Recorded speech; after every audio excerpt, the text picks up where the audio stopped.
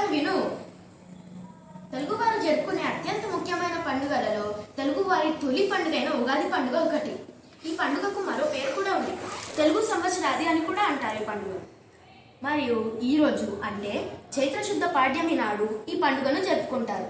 చైత్రశుద్ధ పాడ్యమి నాడే బ్రహ్మ సృష్టిని సృష్టించాడని అందరూ నమ్ముతున్నారు. అంటే ఈ లోకాన్ని బ్రహ్మ సృష్టించాడా? అవును. అంతేకాకుండా ఈ రోజు నుండే చైత్ర నవరాత్రులు మొదలవుతాయి.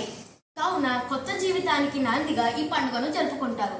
ఊ అంటే నక్షత్రం, గా అంటే గమనం అని లెక్కించడం మొదలు పెట్టిన రోజునే మనం ఉగాది పండుగను జరుపుకుంటాము.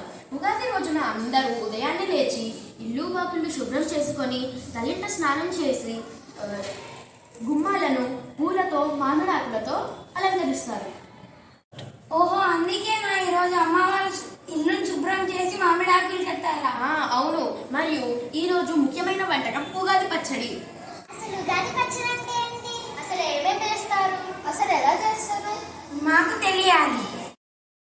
ఇందులో ఉండే ఈ 6 రుచులు తీపి సంతోషానికి, చేదు బాధకు, కారం కోపానికి, ఉప్పు భయానికి, పులుపు చిరాకు, వగరు ఆశ్చర్యానికి గుర్తులుగా భావిస్తారు. మీకు మీ కుటుంబ సభ్యులకు ఉగాది శుభాకాంక్షలు.